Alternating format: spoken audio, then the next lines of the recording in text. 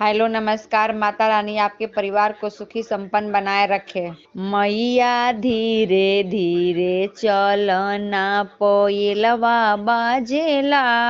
मैया धीरे धीरे चलना कोयलवा बाजेला। कोयलवा बाजेला हो कोयलवा बाजेला।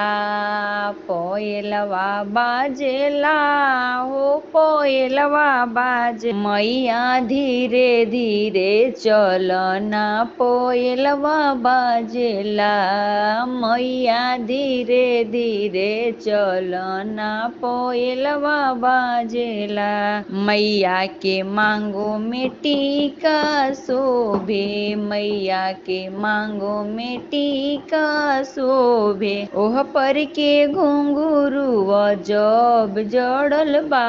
मैया धीरे धीरे चलना कोयलवा बाजेला। मैया धीरे धीरे चलना कोयलवा बाजेला।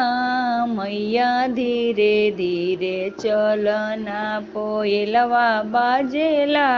मैया के कमर में चुंदरी शोभे। मैया के कमर में चुंदरी शोभे। ओह पर के गोटावा जब लागल बा। मैया धीरे धीरे चलना कोयलवा बाजेला। मैया धीरे धीरे चलना कोयलवा बाजेला। कोयलवा बाजेला हो कोयलवा बाजेला। कोयलवा बाजेला। मैया धीरे धीरे चलना कोयलवा बाजेला।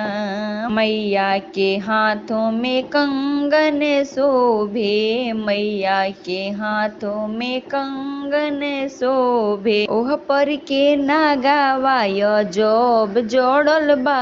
मैया धीरे धीरे चलना कोयलवा बाजेला। कोयलवा बाजेला हो कोयलवा बाजेला।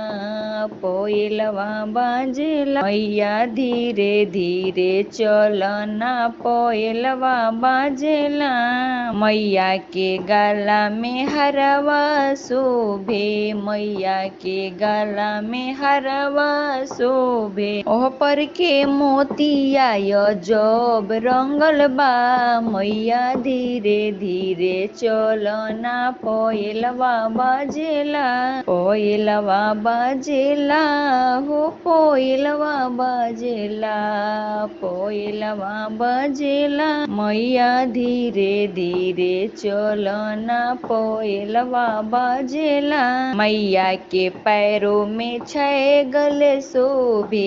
मैया के पैरों में छह गले शोभे। ओह पर घुंघरू जब लागल बा। मैया धीरे धीरे चलना कोयलवा बाजेला। कोयलवा बाजेला हो कोयलवा बाजेला। कोयलवा बाजेला हो कोयलवा। मैया धीरे धीरे चलना कोयलवा बाजेला। मैया धीरे धीरे चलना।